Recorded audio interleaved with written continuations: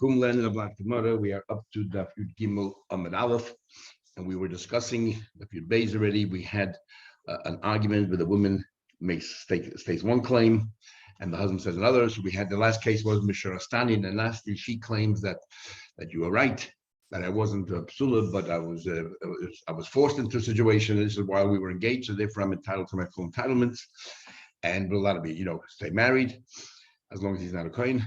And he says, no, I believe that it happened before. And it was a mekartas. Rabbi Gamliel said that we believe, and Rabbi Lezer said we believe her, body v'shem, body odiv. Plus we said she has a miga. She could have, if she was a liar, she could have said a better lie. She could have said she was only in Mukas 8. And Rabbi Yeshua said, no, we don't believe her. And it's not enough to take out her money. And we also had an argument. So he thought that she was a psula, turned out to be she was a ba'ula. What happens? So the Mishnah says he claims mekartas. So we had Rabbi Rapsheshes that said, if you thought that she was a psula, turned out to be ba'ula, her ksuba is reduced, but she still gets $100, and it's not a mekartas in the full sense of the word. And then we had Rav Ashi, and Rabbi said no, it's a total mekartas, and the whole thing gets unraveled. There's no ksuba whatsoever. And we had a machlekes Rameir Chachamim regarding a mukaseit. Rameir said the mukaseit is still entitled to the full $200, and the Chachamim say they're only entitled to $100. Then we had another argument that Rambam Chachamim said, but that's only if you knew beforehand that she was a mukaseit. But if you had no idea, and then you found out that she was not a psula, everyone agrees that it unravels, and others disagreed. So now this Mishnah is very similar to the first Mishnah, except this Mishnah, instead of saying that she was what do you call it? She had she forced into it. She says I was a mukazait. She actually said she was a mukazait. So I met as mukazait, and she said I'm a mukazait who I know, and therefore if I'm a mukazait, if you follow a mayor, I'm entitled to my full entitlement. According to Chachamim, I'm getting $100. He says no, you're a drusas ish. Which means what? That it happened. We're talking about all that happened before she got married, and he's saying you're a drusas ish, which means that if you hold that Mukas 8 you're entitled to 200, now he's saying you're entitled only to 100. If you hold the Mukas 8 like the Chachamim, you're entitled only to 100, then obviously he's saying you're entitled to nothing, as we'll come to in the Gemara. So who do we believe, her or him? She's believed in the way Gemara explained before. She has a migud. What's a migud? She could have said that she was a Mukas 8 after she got married, and therefore she gets a full entitlement. And now she's saying that what she's a Mukas 8 before. So and she gets only 100, so therefore that's a migud because I better lie. But Rabbi Yeshua says, we don't trust, we don't live from her words. If she wants money, she has to prove it. Says the Gemara, what's she trying to say? What's the outcome of their kindness, and what's he responding? Rabbi says, she's asking for the full 200 when she said Mukas 8, and he's saying, I'm prepared to grant you only 100, and we'll explain in a minute what the two arguments are. Rabbi Lezer says no. Rabbi Lezer says, we're having Rabbi Lezer come up a number of times in the first page of Kesuvos, and he argues with Rabbi Yechanan, which is hard to understand. But Rabbi Yechanan, when his Lakish passed away, Rabbi Yechanan said, who can learn with me? And they gave him Rabbi Lezer, and he said, I don't need you to agree with me, which is hard to understand because Rabbi Lezer and Rabbi Yechanan argue quite often, even though he was a Talmud Rabbi Yechanan, he argues quite often. Anyway, Rabbi Lezer says, the man of klum. She's asking for 100, and he's saying, I'm giving you nothing. The Gemara explains. So he holds that the Mishnah, the author of this Mishnah is Rameir. Rameir holds that a Mukas 8 always gets $200. Before there is an app, always $200. Bein hikabo, bein lo hikabo. We don't agree with Rambam Chama. We hold like the other Amorim that say it doesn't matter whether you knew, you didn't know. She's entitled to the full $200. Masayim. And therefore, if she's asking for $200, what's the other person responding with? $100. And why does Rabbi Yechanan say that? As Gemara will say in a minute, Rabbi Yechanan holds that if he thought she was a psula and ended up being a ba'ula, she's still entitled to $100. So therefore, even if he's right, she's still entitled to 100. So if he's entitled to 100 through Zish, it must be that when she's saying I'm a Mukas 8, she's asking for something better. She's entitled to 200. And the only one that says that is Rameir. So therefore, he learns the Mishnah is Rameir, as the Gemara will explain. And Rabbi Lezer says, no, Rabbi Lezer says she's asking for 100, like the Chachamim say. Mukas 8 is only 100. And he says, like Klum, because he holds like Rav Ashi, and the others who say that no, and Rava that for Mekar Tosas Gilagami, you get nothing.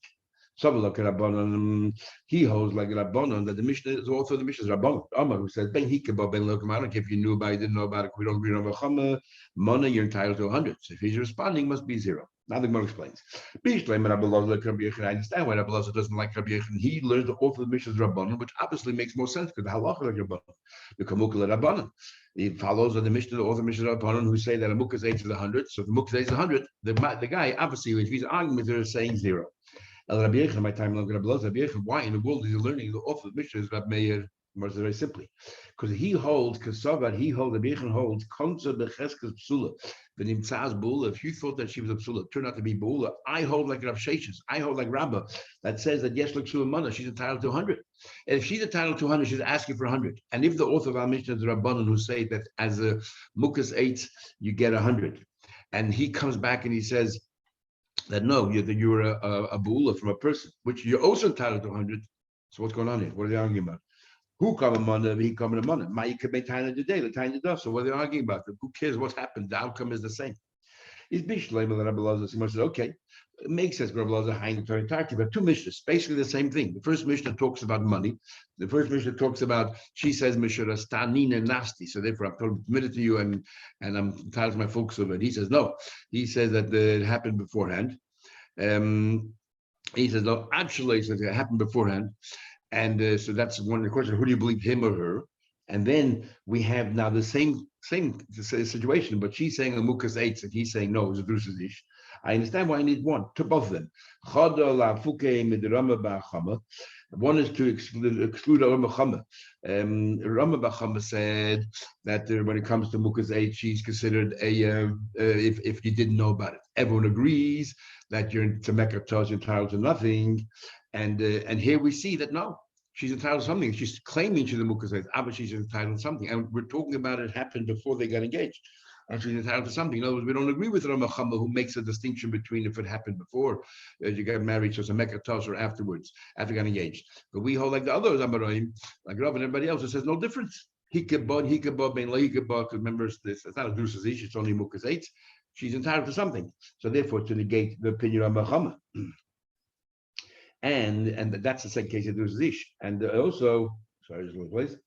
And the and the other one is to negate Rab Chiba Rav and Rab Sheshes. Rab Chiba Rav says that if you thought that she was a psula, turned out to be a beula, you're entitled to $100. And what do you call it? And we're excluding that. Because it says in the Mishnah, in the previous Mishnah, by when she says, the husband responds back and says, no, it happened before, and Mekar Tos. And if you remember, Rava said before, with the word Mekar Tos, it sounds like Legamri. The whole thing is a Mekar Tos, and therefore the whole thing unravels, you get nothing. So each Mishnah is coming to teach you, negate an opinion. Okay, it's important to have. Rabbi Yechon, according to Rabbi Yechon, who holds that if you marry someone thinks she's absolutely to be bullish, she's still entitled to $100. And what it said before, Mekar Tos doesn't mean completely. It just means that I thought you're entitled to 200, now you're only entitled to 100. So what do you need both for? Lomali, what do you need both missions for? Just to teach us the machlekes of Gamliel Abelazar that says that she's believed, the version of Shur that he's believed. One Mishnah would have sufficed. The Mishnah of Mukas 8 would suffice. It would tell us that Mukas 8 is entitled to something, not their own Mecham, and that's it. Says the Gemara, no. You know why you need both?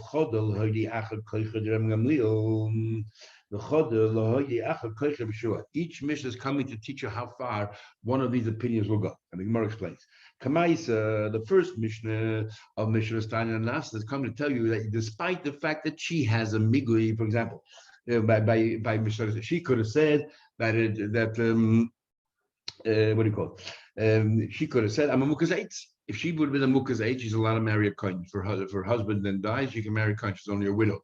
But if she agrees that she was raped by somebody, she can never marry a kohen. Even if her husband dies, she can never marry a kohen in the future. So she harmed herself. So she has a migui. Maybe in this instance, Rabbi Yeshua will be mighty, believe her.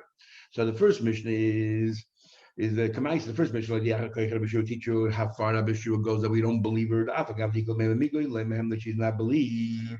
She's not believed. And why Taki is believed? Because it's not such a strong migui. He doesn't really know to be able to argue with her. So it's not, the whole thing is not very, the whole body of ego is not so strong. Basrais, in the second case, Why this Mishnah Mukaz 8 comes to teach you the Achad Koicher, I'm going to have fun, I'm going to go to believe her. Avagav the Lekal Meina Migri, even though the Migri here doesn't really make a contra Yechel, where Yechel goes to Meir. According to Rameh, according to Chachamim, if it happened before, she's entitled to $100. If it happened afterwards, she's entitled to $200. So she has a migui. If she said it happened before, she could have happened later. So she has a migui. But according to Rameh, regardless of when it happened, you're always entitled to $200. There's no migui whatsoever. And still the Gemara says you believe her. Says the Gemara further, why Taka do you believe her? Because she has a chazakah that whatever changed in her body happened as late as possible. Or that she's mutter to her husband or so. So the Mishnah, Ra'uha, there'll be two cases in this Mishnah. Case number one, Ra'uha medaberes im echad. People saw her talking to somebody discreetly. We're talking now about a single girl. And the question is, who is she consorting with? Was it somebody that is usher to her, that is, for example, a mamzer or somebody or a kohen, and therefore she can never live with a kohen, as we learned before. If she ever consorted even once with somebody that is usher to get married to, she's puzzled, disqualified, she's a zayna, she cannot live with a kohen. So we saw her talking to somebody, I have no idea who that person is, but Amrullah, they said to her, Mativish Lisa, who is that person? Each plain even kohen. She mentioned the guy's name, didn't have to, by the way, she just added that in to emphasize the point. And he's a kohen. When we say he's a kohen, doesn't literally mean he's a kohen. It means that this person is totally suitable to be a kohen. He has no disqualifications. Is Rabbi Gamliel Rabbi says, "Man, she is believed. She's believed. Why is she believed? We'll soon see." And Rabbi Shua says, "Nope, we don't trust her. We are going to assume the worst, that she either had a relation with a sin or a mamzer. So she can prove otherwise." That's case number one. Case number two, what happens if she was Remoto? Does this not contradict another Mishnah in others that have they done the color the kapschus? Yeah, that's all talking about you judging a person whether the person didn't do an aveda. When it comes to tachlis halach, if she's allowed to marry a kohen, you can't make those assumptions. You have to do bdikas. And we have expression we'll have in here and many times. Maila asa biyuchsin. When it comes to getting married, you got to be strict to make sure everything's right. Says the Gemara. Next case in the Mishnah. Better. She was pregnant. This kid, who's the father? And she says, "Me each plainly be kohen from this person, and he's suitable to be a kohen." Again, she believes we don't trust her. She is. We assume the worst, that she's pregnant with a sin. So she can bring a proof. Otherwise, says the Gemara, what's exactly happened in the case of medaberes? My medaberes, Zaidi says nista. They just spent time together, so we never saw that she was boiled. And then when we come to step forward and say, and we accuse her of something, and she says, "Yes, I was boiled, but you should know, she has a migui." Rashi and some other shayim, what she has in the case number one is a migui. She could have said, "We never had any relations. We have no proof otherwise." And by admitting it, but she could have lied. So therefore, she has a migui, and we believe what she's saying here. The other shayim learned that she has a chazaka. She has a chazaka that she was kosher before, so it's a chazaka that she's still kosher. The big difference is in halacha between these opinions are: do we believe her? Okay, it's one thing to believe her regarding herself, that she's kosher, she can marry a kohen. Do we believe her that is actually the father, and therefore the kid now can yashin this person? If this man Taka was a kohen, do we believe that she can eat truma, that the kid can eat truma because the kid now is a kohen? How far do we take it? If it's a migui, and migui is a logical thing that she's telling the truth, and it also not only impacts herself, but also impacts her child. And she said that this person was mamash a kohen, was the father. If there's a migui, and he doesn't deny it, he's not around, we can believe her, and the kid maybe can eat truma. But if it's merely a chazaka, that she has a chazaka that she's tired to marry a kohen, then we're not believing her who the father actually is. We're just saying the rule is chazaka, and therefore she can marry a kohen in the future. That means even if she claims that her husband's a kohen, the kid cannot eat truma. So big enough in halach. However, Rav Asi says nivula. Rav Asi says no, that we actually saw her being boiled. Because according to Ravasi, if in the case of Medaberes, and she has a migui, then according to Ravasi, even Rabbi Shua with Maida, in such a case, such a strong migui, it's compelling, and we would believe her that she is Torah. The only argument is we saw she has no migui anymore because we saw her having a relation with a guy, and we have no idea who the guy is, and she tells us the story. And the question is, do we believe her or not without a migui? So Gemara says, Bishlema Lizidi, according to Zidi, who said they just spent time, or we saw them together, Hainu Diktoni Medaberes. That's why you use the expression Medaberes. They were talking. Rabasi, my Medaberes, because Rabasi, they did much more than Medaberes. So why did the Mishnah use the word Medaberes? When I answer Lishna Malia, the Mishnah wanted to talk in a very dignified way. He'll find that the Navi was reprimanding the Eden for misbehaving. He used the expression Ochla. She eats, this woman who is a harlot, eats she wipes her mouth, and then she finished her ordeal, and then she says, I did nothing wrong. So again, we use the expression Ochla. So we see that we try to find an elegant way of describing it. So the Mishnah learns two cases because it's so different from each other. Midaberes, umuberes. One case is midaberes to tell you that even midaberes, that they're arguing, even though there's a migur of Yeshua says, I don't care, we don't believe her. And muberes, even though by muberes there's no migur whatsoever, Rabbi Gamliel says we do believe her. Okay. Rabasi midaberes means that they had relations. They had relations, although she was pregnant. It's the same thing. Tomorrow says, oh, big difference. In the second case, there's another person involved, and that's the baby. What's the status of the baby? And therefore, in case we would have thought maybe if only in case number one, we believe her regarding herself. Why would we believe her regarding her child? And maybe we should treat the child as a suffix. Shalom, we believe it regarding the child as well. Big chiddush. The door. So this makes sense. We'll soon see in today's block later on. There's a machlekes whether we believe regarding the daughters. If you follow that opinion, fine. I understand the two cases in the Mishnah. One said we don't trust her regarding the daughter, as we'll see, because she has a cheskes kashrus. Therefore, we believe her, but that chazaka does not in any way relate to her because this child is just being born, and the question is, what is she from the start? What are you going to say then? Why does the Mishnah have two cases? What's a big deal? Rabasi is the one who holds like that opinion that the daughter is also kosher. Never, that's the case in the Mishnah here. Says the Gemara, according to Zidi, who said that the beres means what's nistra. But Rabbi Shua says even though she has a bigui, she's not believed. That's a question. Rabbi Shua says she's not believed that this person is kosher. Say malkin ala yichud. If you see somebody spending time alone, you give malchus. The ain't oisin ala yichud. You don't ask it on people spending time alone. Rabbi Shua says we don't trust her that this person is kosher. And Rav says even though we despise people who have yichud between a man and a woman alone in a room, however, we were not going to automatically allege that she lived with somebody who was asur to her. I feel it. When it comes to yuchsin, we are more careful.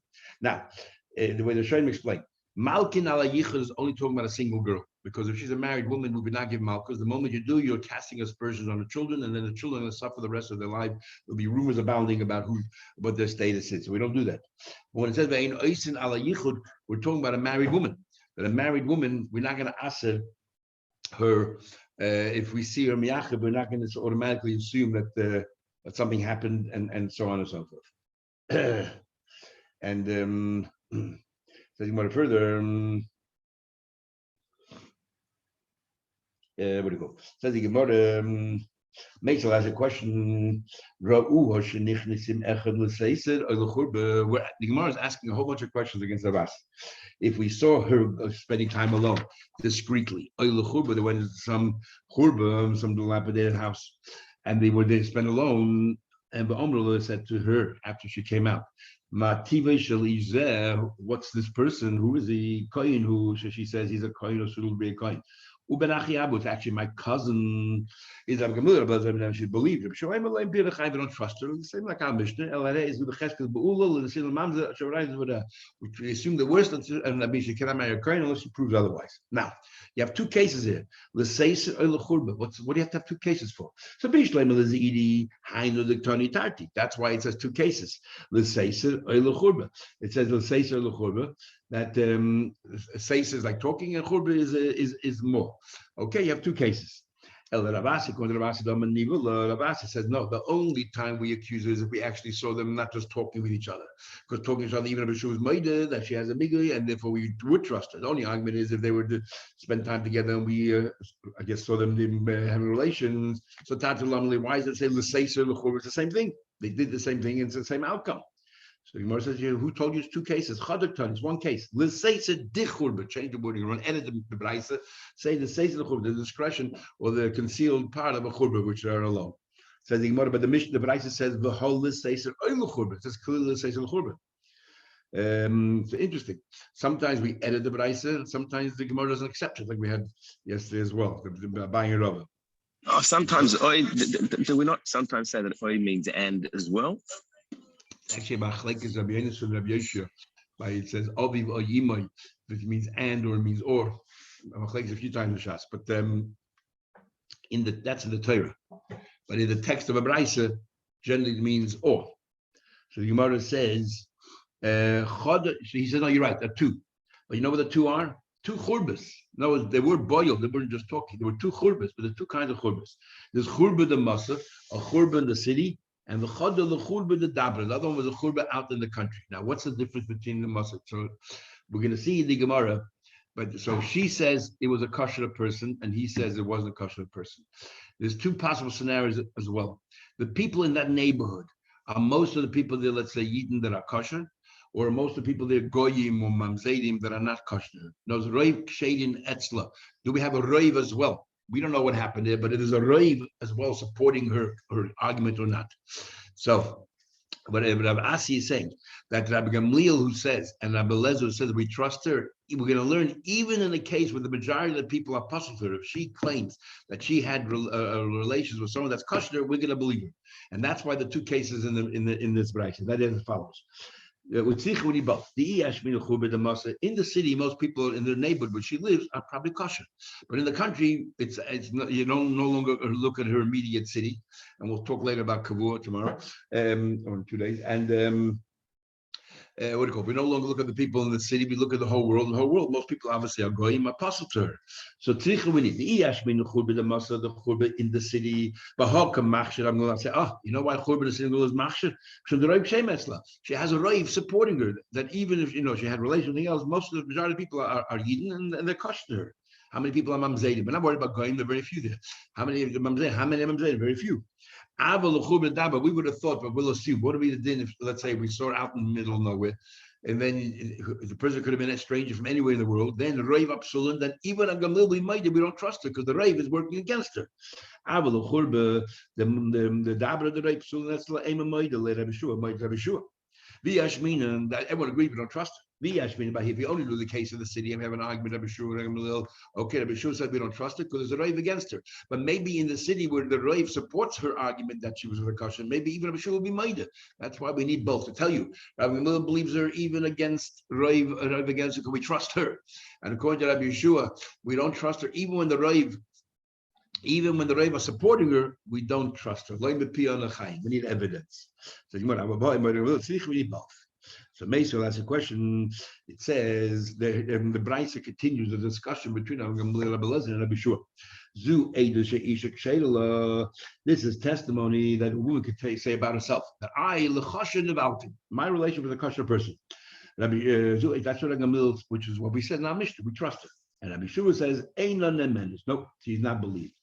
Rabbi Yeshua. So we're going to quote the brayse. Parts of the brayse will be a little bit cryptic. So we want to first explain what the brayse is saying, and then we'll come lead to our question.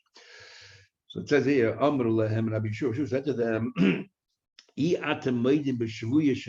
aren't you made it to me that if we saw her being taken captive, she could protest from today till tomorrow that her captors didn't have any, that the glacier captors didn't lay a hand on her. We're not going to trust her. And that's what we can say that Chavdal later in the second parak about how Shmuel's daughters who were taken captive, how they were able to marry Kohanim, is especially how they were able to marry Kohanim, how they got around it. So aren't you made it that a Shavua Shanishbeh, that a woman is taken captive, that she's not to be trusted? And V'yeshla Eidim Shanishbeh, especially if we know, but if she had a migu, if she comes forward, which is what we're going to learn later, Pesha Pesha, she said, look, I was taken captive, nothing happened, okay. But if we have witnesses that she was taken captive, And she says to her, you agree with me that you not believe. Why? Because the majority of the people there are us to her. So the same over here. We shouldn't believe her in this case here. Now there's two cases they argue. Remember, they argue the case of Ra'uha, and they argue Midaberes, and they argue the case of Me'uberes, where she's pregnant. Now Me'uberes is like there are witnesses there that she had a relation because she sees she was pregnant. Obviously, she had a relation with somebody. Amrullah, they said back to him, Avo, true. True, yeah, by his basis, true. So he said back, no, so my so what's the difference? Why by his basis do you agree with me you don't trust her? And why in this case here, you're saying to me, in the case of Medaberes, the case of Medaberes, we do trust her. So we Lazu yesh edim or Lazu ain't edim. By the case of Nishbesa, there are witnesses there that saw her being taken captive. That's why we don't trust her. And over here, there's no witnesses. Remember, we're talking about two cases there. Medaberes, we're talking about the case of Muberes. Muberes, there are witnesses, but Medaberes, there's no witnesses. He said to them, Afuzu, also in one of the cases that we're arguing, as I'm just explaining what you want to say in a minute, in one of the cases we're arguing, which is the case of Muberes, yes, Adim. There are witnesses. She had a crease of her stomach is between her teeth. In other words, we can see that she's pregnant. So obviously there was a man there. They said back to him over there in the case of the base of Reva, most of the people are goyim, are usher to her.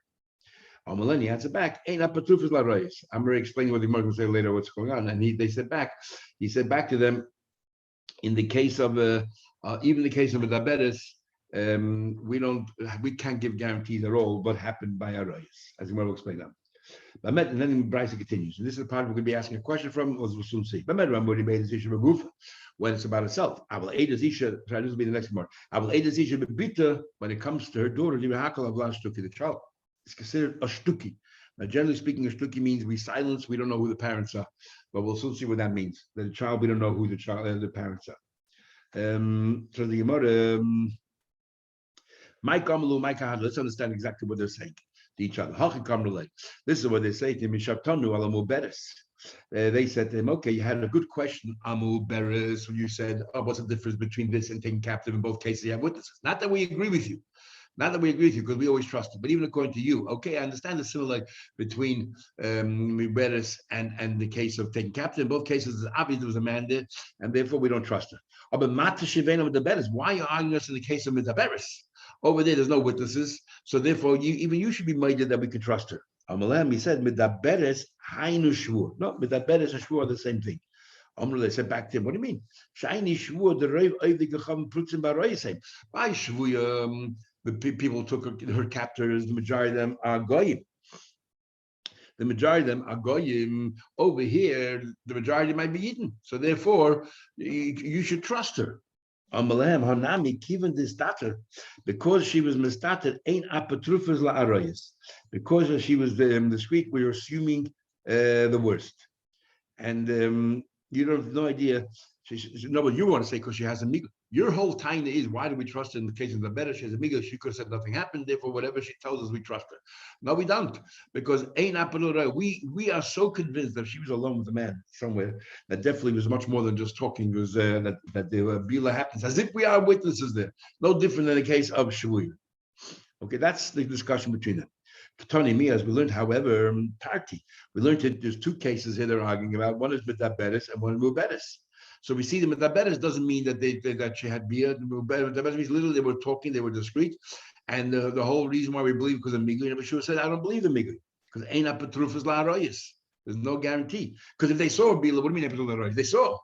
So no, the Abelora means that there's no Migli. Migli, she could have denied it. We wouldn't trust her if she denied it because we think that for sure something happened. To Yufta, the Rav Asi to Yufta, this finally repudiates Rav Asi. And very interesting. Even the Gemara concludes that we repudiate Rav Asi, the halach is actually like Rav Asi. Says Gemara, the tape of lay. I have one question. Why don't we just say the Hasam Arei Psulas in the case? Why don't we just say there's a big difference between our case and the case of a captive? In the case of captive, the goyim. So therefore, over there, most people by goyim.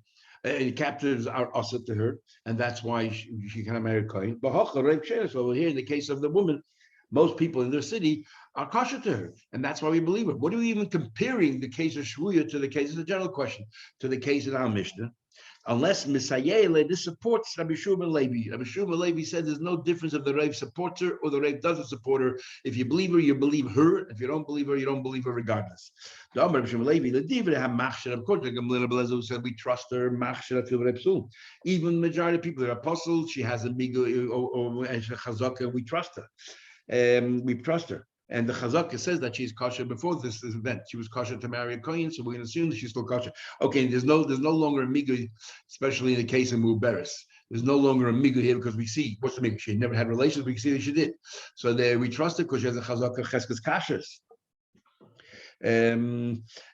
After Reb Sul. And the Dibra Paisel, and according to Beshua, who says it's possible, Paisel afilu b'Reb Shem. He passes even the majority of kosher. And therefore, he's saying to them that Shavuya is similar to your case. Imagine, because the Shavuya is, but there's no difference in Reb Sul and Reb Shein. The fact is, we don't trust. So we don't trust. And that's the argument between the two. And interesting, the Rishonim ask a question here. What do you mean what are you comparing Shavuya to our case? Even in our case of Reva Psulim, let's say she lives in a city where most people are Goyim, but not all are goyim. That's some Eden there as well. But she's living there. She's a yid. It's a rave. In the case of the captives and the captors, all the captives are goyim.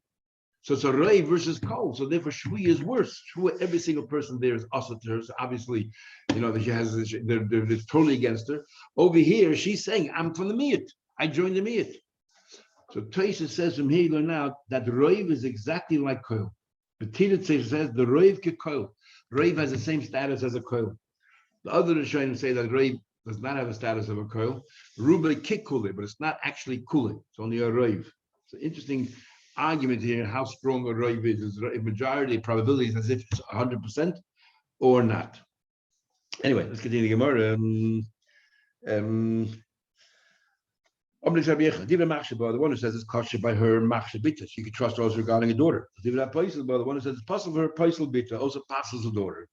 In other words, whatever you do, you trust her also affects the child. And Abba Lazar says that even you trust her regarding yourself, but you don't trust her regarding the daughter. Now let's understand the logic of Abba Lazar. Omar Abba. But Rabbi Yechon makes sense. If she's kosher, then obviously the child came from her. I mean, we trust her that she consorted with a person who's kosher, a kosher, then the child obviously is kosher because it came from that person. So how can you distinguish between the two? So Rabbi Lazar, however, is difficult to understand. Says she's believed Isla Cheskes Kasher. She has a Cheskes Kasher. Now, when she was chilled before this event, she was kosher to marry anybody. So let's assume she's still kosher. You want to pass her because of a suffix, go back to the Chazaka that she is kosher. Or bebita, less La Cheskes Kasher. Chazaka the Kasher. The daughter who's just coming into the world has no Chazaka whatsoever. So let me ask a question. Let's go back to the Bryce we just learned before. Now, this is only talking about her, but regarding his daughter, she's a shtuki. Generally speaking, when we use the word shtuki means silencer. We have no idea where the parents are. Shtuki means that the child's a suffix. So the child's a suffix, so we see that we don't trust her regarding a child. Doesn't that support Rabbi Lazar? I'll ask you a question. When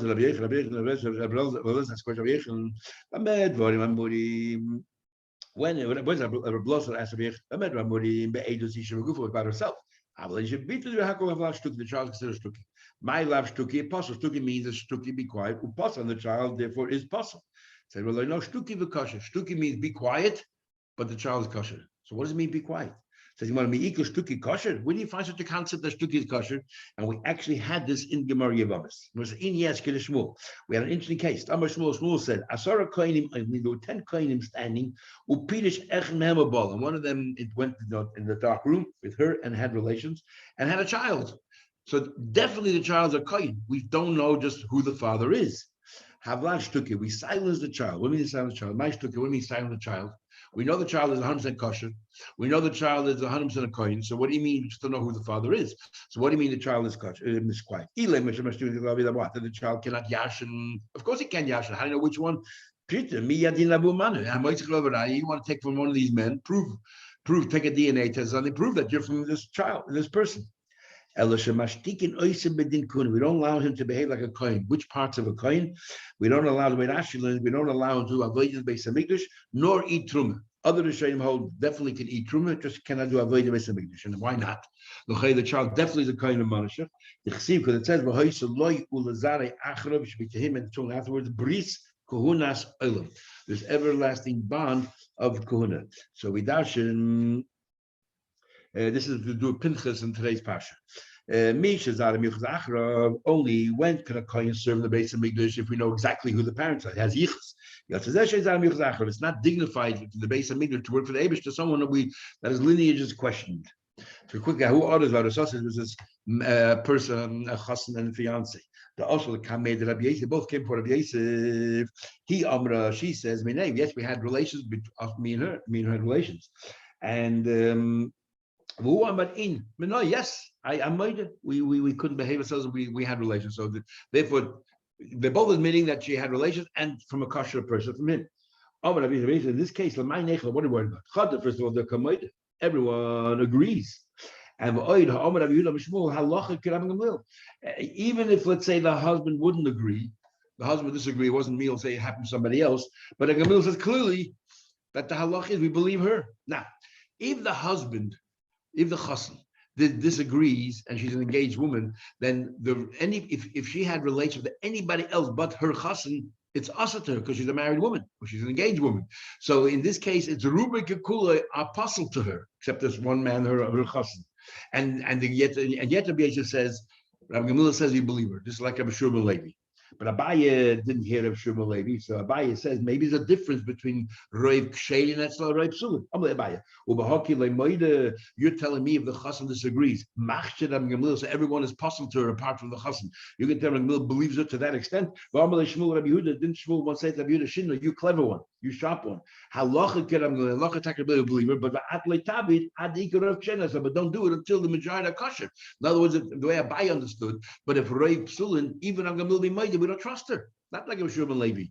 But if she was engaged to this man, then every other person is asater. So Reb Psulin. So if back to Abaya. Well, the time according to you, Tishlachi Gufa. That's the question. Forget what I said. You understand what you should have said? You told me halacha like Gamliel sounds like in every sense, and then but don't do it like Gamliel. How does that make sense? Now what? That he says even Allah and Gamliel, but if Reva Psul Lechatchila, it's not a good idea to get her married to a Kohen, find her somebody else. But the evidence if she did, it's 100% kosher because we believe her. Because she tines that she had a kosher. In our case, they're already engaged. And therefore now they came to us, and she talked about a girl who, by the way, was pregnant, and we want to know who the father is. She says it came from my chassan, and the chassan admits, yes, it was him. So here's Rebbe Diavad, because they already lived together and they had a child. You want to passel the child because of this pulpul? Of course not. This is called B'diavad. There's no bigger B'diavad than this, and therefore we believe him.